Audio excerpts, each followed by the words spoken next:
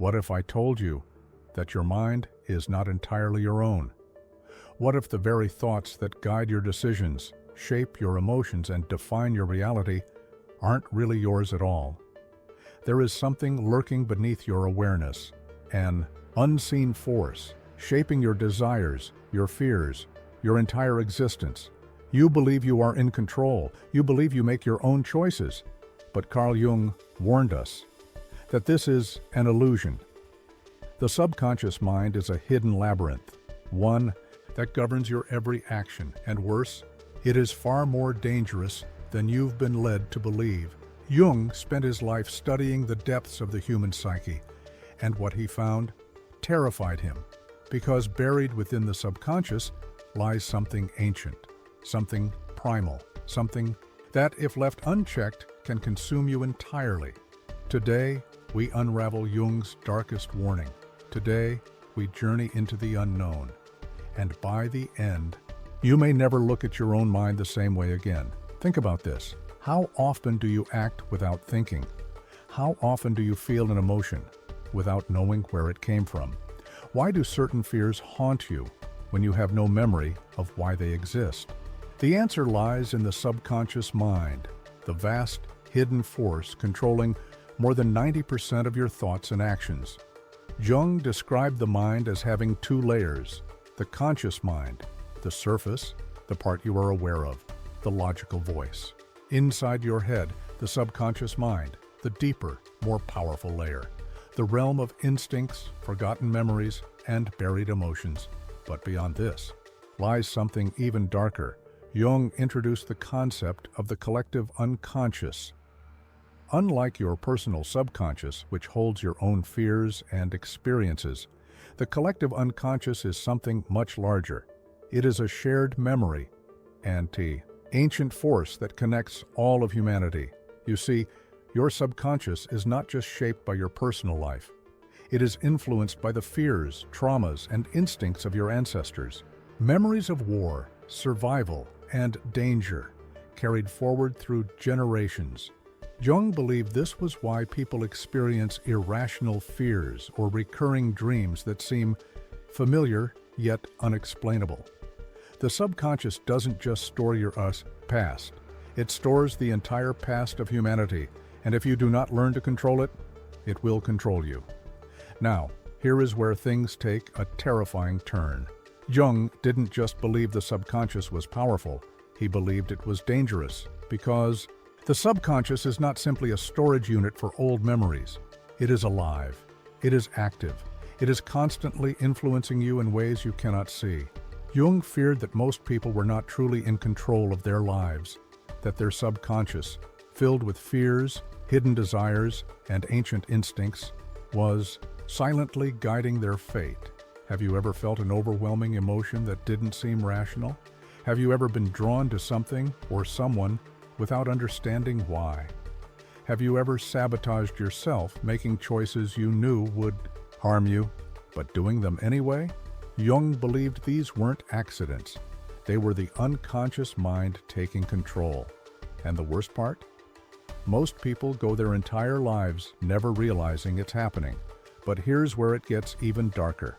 Jung discovered that sometimes the subconscious doesn't just influence you, it can consume you. He studied individuals who had completely lost their grip on reality, people who were so overtaken by their subconscious mind that they no longer had a sense of self. They became prisoners of their own unconscious thoughts. They lost control over their identity, their actions, even their morality. Jung called this possession not in a supernatural sense, but in a psychological one. The subconscious, when ignored for too long, when left to fester in the darkness, can take over.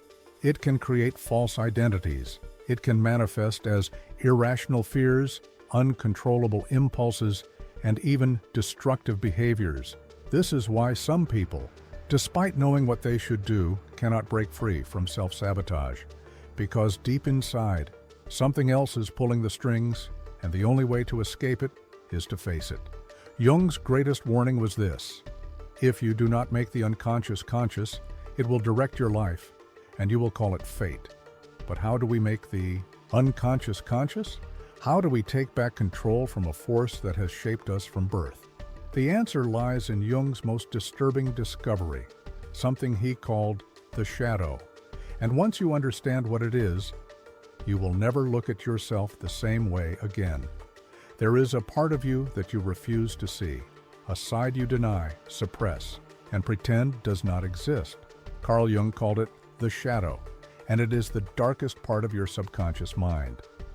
Your shadow holds everything you have rejected about yourself, every thought you consider shameful, every emotion you have buried, every impulse you are too afraid to admit. And here's the terrifying truth. Ignoring your shadow doesn't make it disappear. It only makes it stronger. Jung believed that the things we hate in others are actually things we fear in ourselves. Think about that. Why do some people irritate you so much? Why do certain behaviors trigger intense anger or disgust? Why do you judge others for things that have nothing to do with you? Jung's answer was simple: because they reflect something buried inside you, something you refuse to face.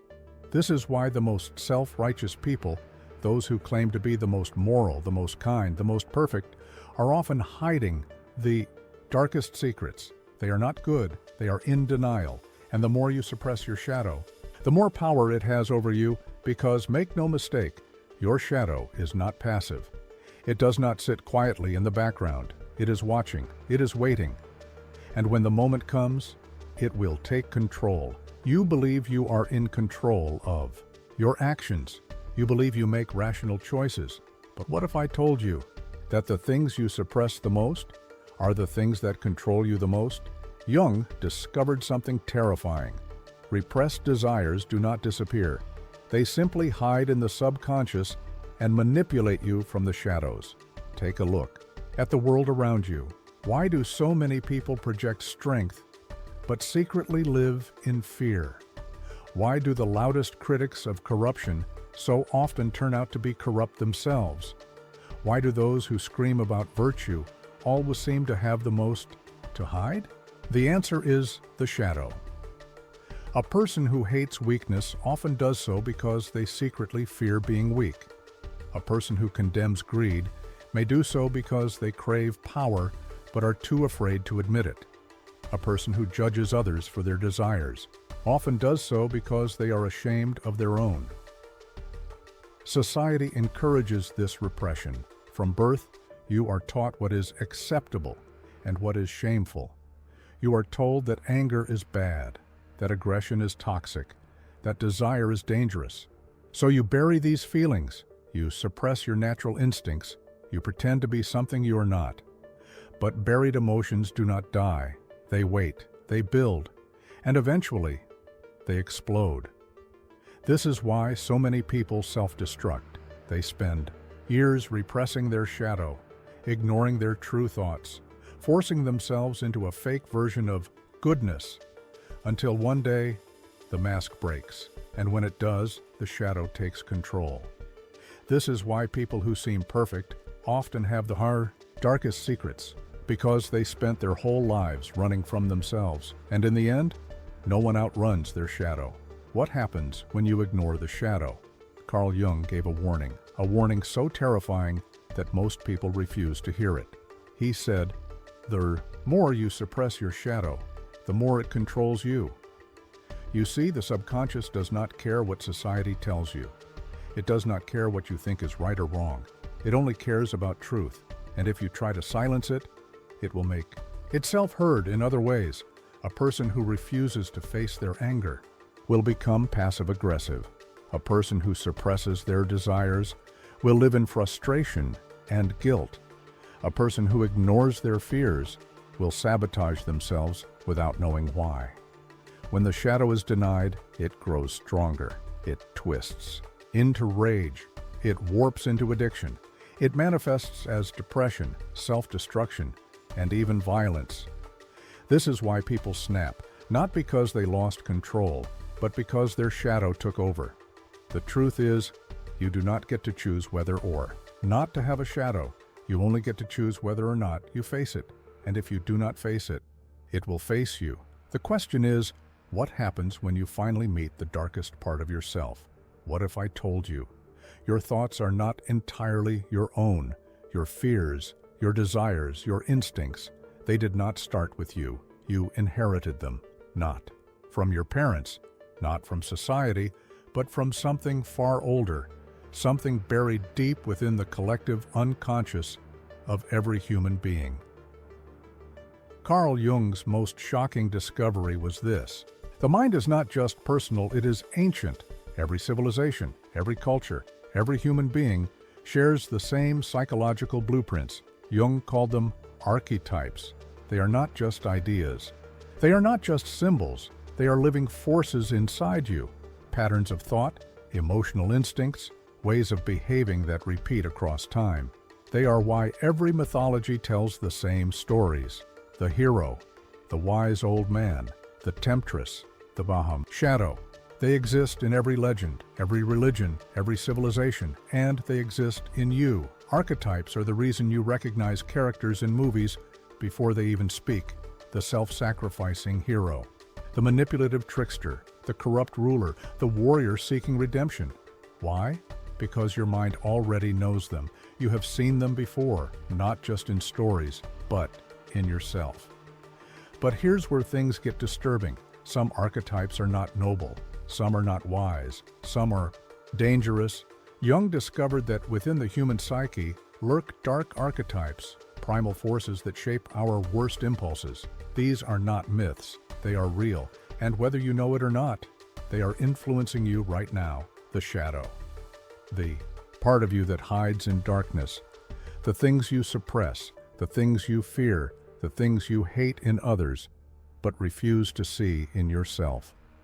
The trickster, the manipulator, the deceiver. The one who thrives in chaos and distorts reality for its own amusement. The rebel. The one who destroys for the sake of destruction. Who burns down the old but never builds anything new. And the most terrifying of them all, the destroyer. This archetype seeks only one thing: annihilation. Not just of others, not just of society, but of the self. It is the archetype behind self-destruction, addiction, and the urge to tear down everything. It is why people sabotage themselves, why people ruin their own happiness, why some individuals are drawn to chaos, violence, and suffering. Jung warned that when people ignore their dark archetypes, these forces grow stronger, and when they are denied for too long, they take over. What happens when an archetype takes over? Jung called it possession, not by ghosts, not by spirits, but by the ancient forces within you. You may have felt this before, a moment where you act, but you don't know why. A rage that erupts, and you cannot stop it. A craving that consumes you, even when you know it will destroy you. Jung believed that when an archetype possesses a person, they are no longer fully themselves. They become an expression of that force. The warrior loses all reason and becomes pure aggression. The trickster becomes incapable of truth. The shadow turns everything into paranoia and fear. The destroyer pulls a person towards self-destruction. This is why people sometimes feel like they are not in control of their own actions. Why do some people destroy their own happiness for no reason? Why do some ruin their lives when everything is going well? Why do people commit acts they never imagined they were capable of? Jung's answer was chilling, because in that moment it was not them at all. It was something far older, a force from the depths of the unconscious, and when it takes over, you become its puppet. The only way to fight back is to understand it, to know what is inside you, because if you don't, something else will control you instead.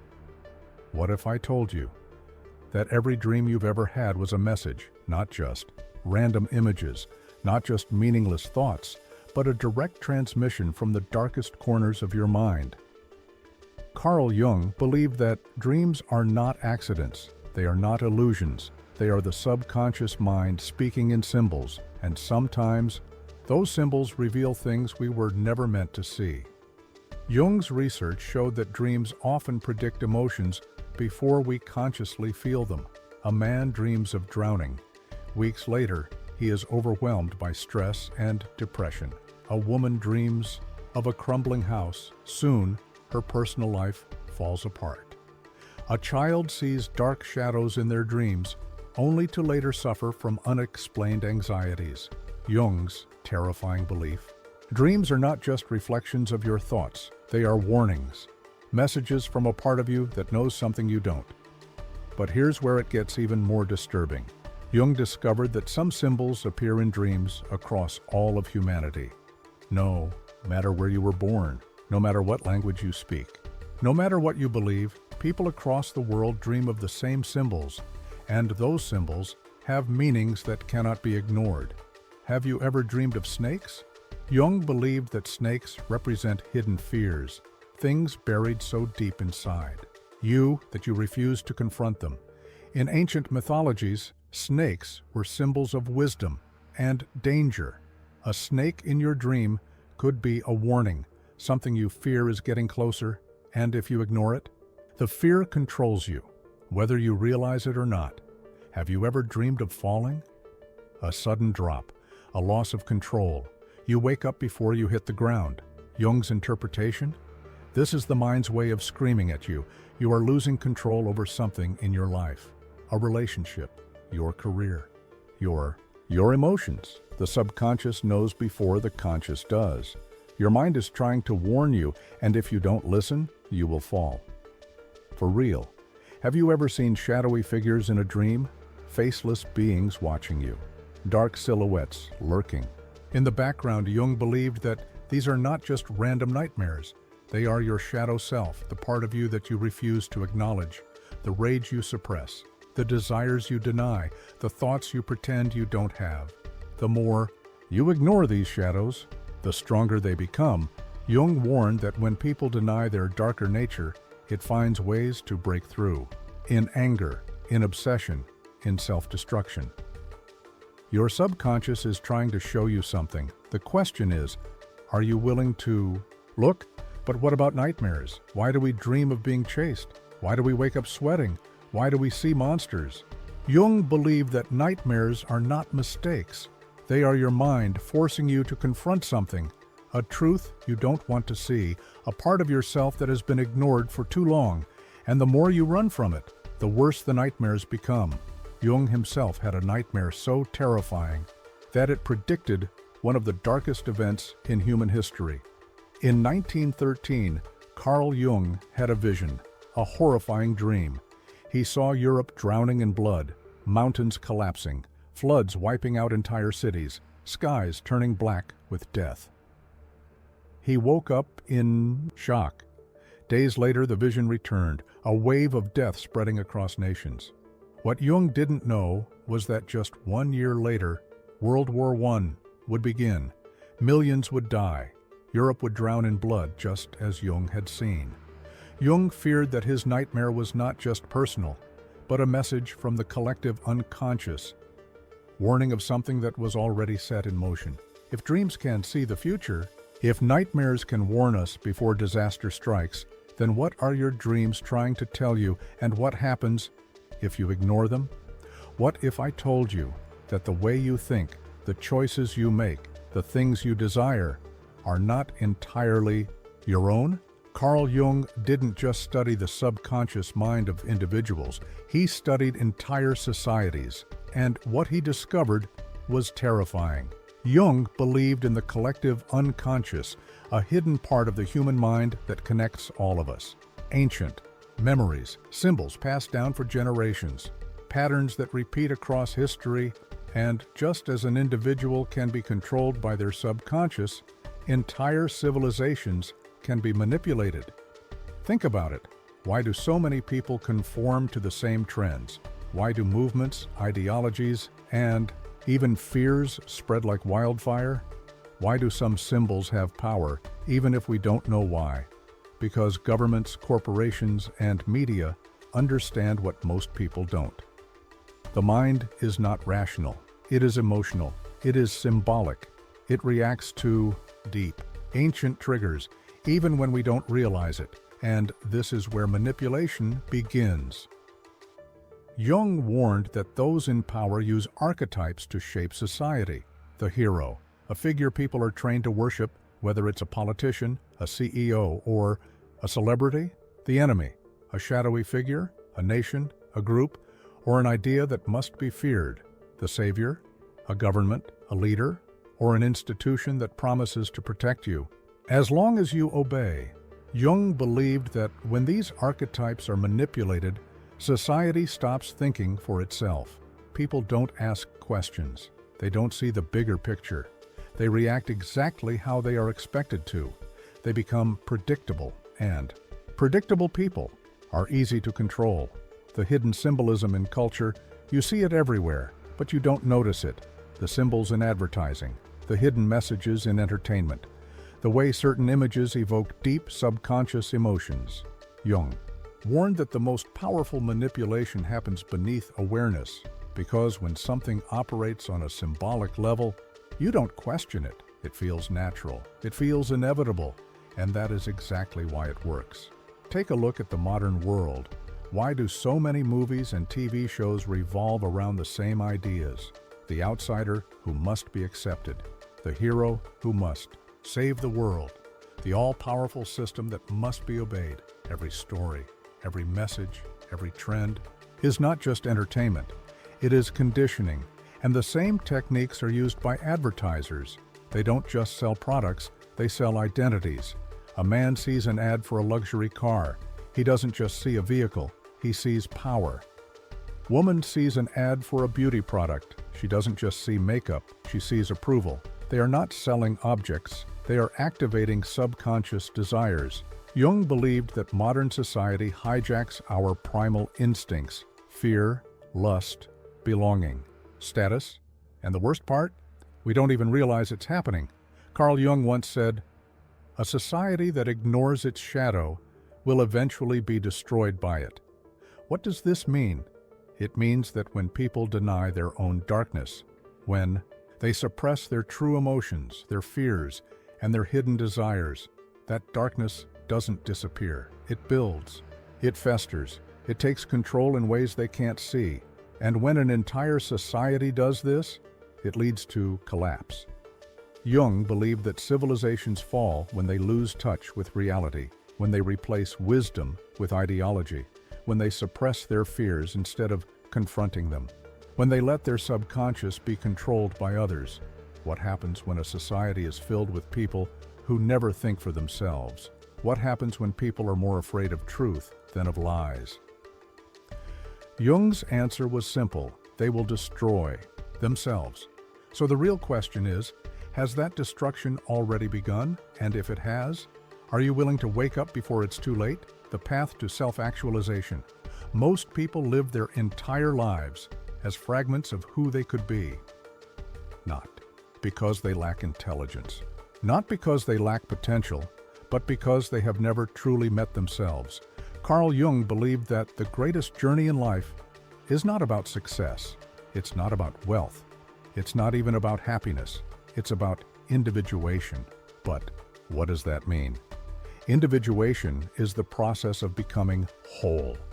It is the merging of the conscious and the unconscious, the side of you that you show to the world, and the side of you that you keep buried deep inside. Jung believed that most people live as incomplete versions of themselves because they fear their own depths. They ignore their true desires. They suppress their real emotions.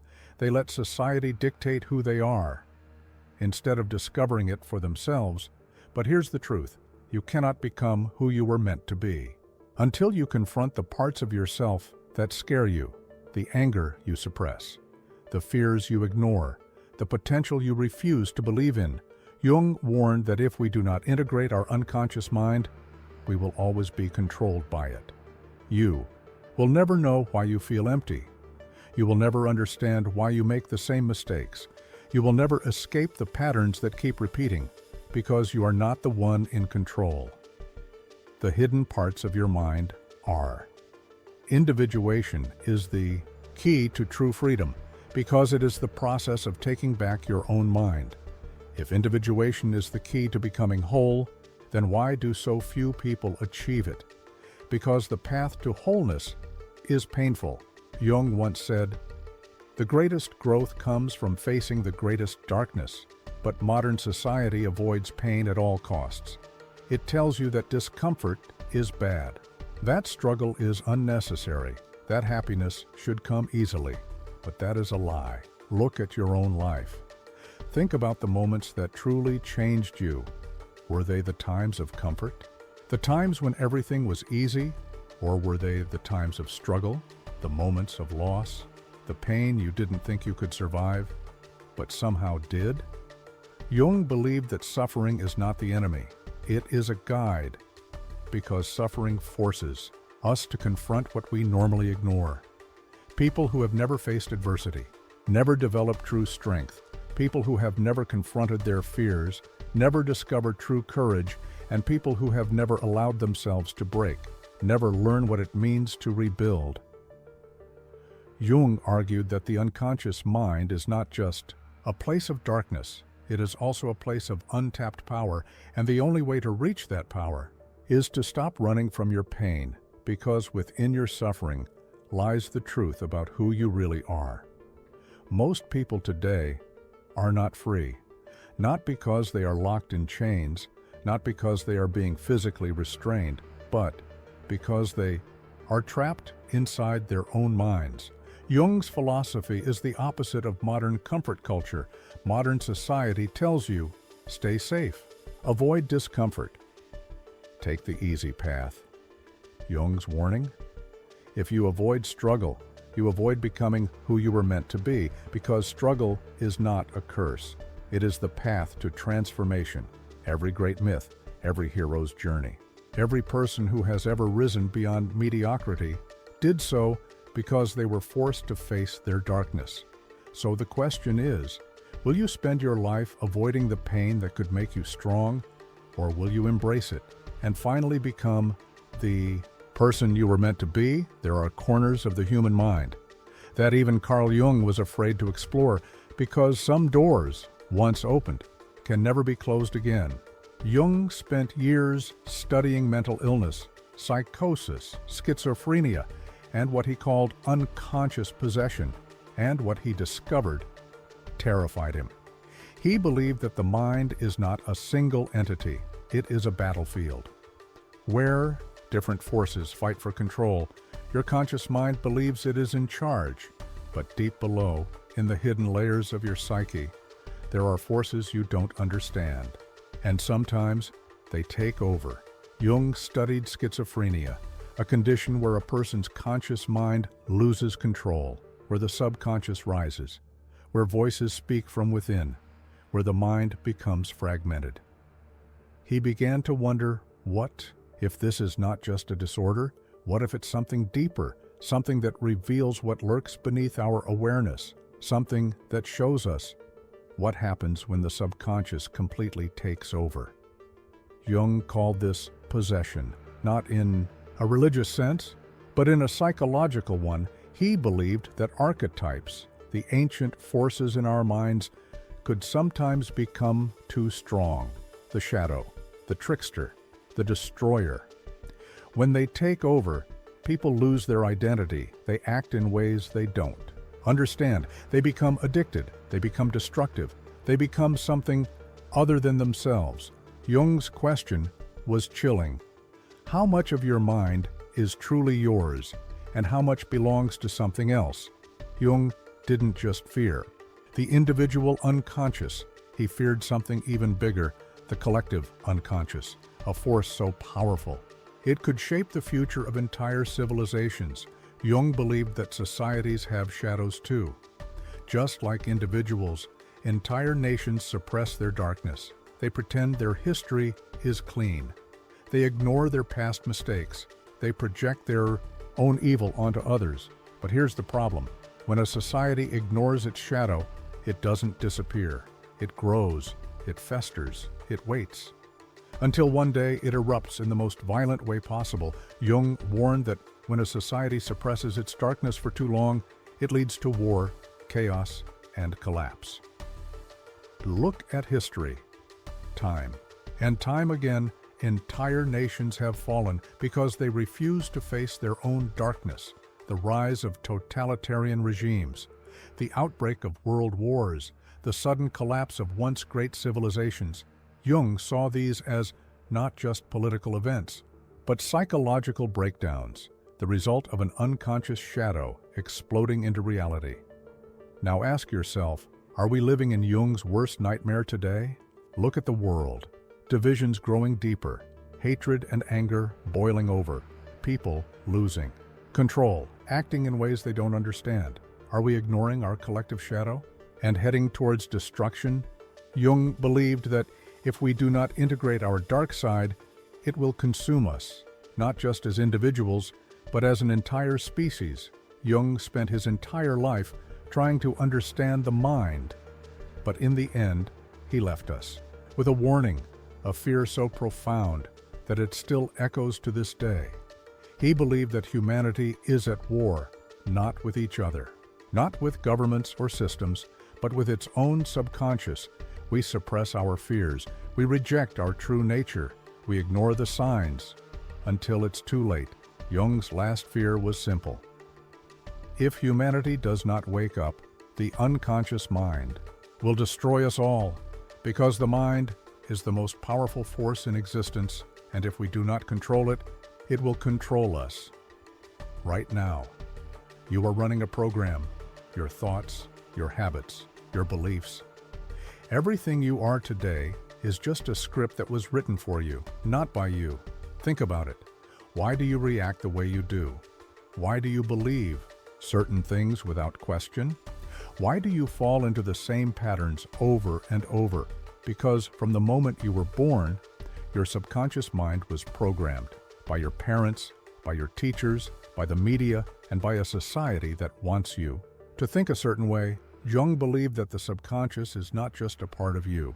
It is you, and if you don't take control of it, you will live your entire life as a puppet to forces you don't even understand. But here's the truth.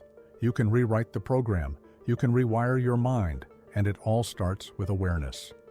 The first step to reprogramming your subconscious mind is to see the code, because you can't change what you can't see.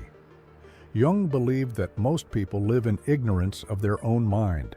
They think they are free, but they are just following scripts they never questioned. So here's what you need to do. Ask yourself these questions. What are my strongest beliefs? Where did they come from? Have I ever truly questioned them? Let's take an example. Imagine you believe that money is evil. Where did that belief come from? Did you hear it from your parents? Did you absorb it from movies and media? Or did you actually think deeply and come to that conclusion yourself? Here's the terrifying truth. Most of what you believe is not actually yours. And until you see the program, you cannot change it. Once you identify the hidden scripts controlling you, you must rewrite them. And here's how. Repetition and identity. Shifting your subconscious does not respond to logic. It responds to repetition, which means if you want to change your beliefs, you must rewire them through daily programming. Here's the method. Write down the belief you want to change. Replace it with a new one. Repeat it to yourself every single day. Example, instead of, I am bad with money, you say, I am learning to master wealth. Instead of, I am not good enough, you say, I have limitless potential. But here's the key. You must say it, see it, and feel it, because the subconscious doesn't work through words alone. It works through emotion. This is why visualization is so powerful. If you can see yourself as strong, successful, and free, your mind will accept it as reality. Jung understood this. Until you make the unconscious conscious, it will direct your life, and you will call it fate. But fate is just a story, and you can rewrite it. But here's the most important part. You must act as if the new belief is already true, because your brain does not believe words, it believes action. If you want to become stronger, go lift weights. If you want to be more confident, speak up. If you want to break free from the system, start building your own path, because every action cements the new program deeper into your subconscious. And once you change the program, you change your life. Carl Jung spent his entire life trying to understand the mind. But what he discovered terrified him. Because the greatest danger to humanity is not war. It is not disease. It is not poverty. The greatest danger is the human mind itself. Not because the mind is weak, but because it is too powerful. Jung warned that most people are not ready to face the truth, because once you see your subconscious for what it is, you can never unsee it. Most people will live and die without ever knowing who they truly are, because the moment you wake up, everything changes. You realize that your fears were never yours, your desires were programmed into you, and the life you thought you were living was never really your own. So ask yourself this: are you ready to wake up, or will you stay asleep, just like the rest of them? Jung said, people will do anything, no matter how absurd, to avoid facing their own soul. Think about that. Most people would rather distract themselves with entertainment, with addiction, with work, than face the terrifying reality of their own subconscious, because once you become fully self-aware, you can no longer be controlled. Governments can't manipulate you. Advertisements can't brainwash you. Fear no longer works on you, and that is why society does not want you to wake up. The system is built to keep you comfortable, but powerless. It gives you distractions, pleasures, and routines. So you never stop to ask the real questions. Who am I? Really? Why do I believe what I believe? Am I truly free? And the most terrifying question of all, what if everything I thought I knew was a lie? Jung believed that facing this truth is painful, but if you can survive it, you will become something greater than most people will ever be. You will be truly free. So here's the final question, one that Jung himself feared, one that most people will run from, one that will stay with you long after this video ends. Are you ready? Here it is. If you are not in control of your mind, then who is? Think about it. If you don't control your fears, if you don't control your desires, if you don't control your thoughts, then who does? Your parents, your government, the media, something even older, deeper, and more primal? What if your mind was never yours to begin with? What if you were just a vessel for something else? That question is yours to answer, but be warned, once you start searching for the truth, you may never see the world the same way again.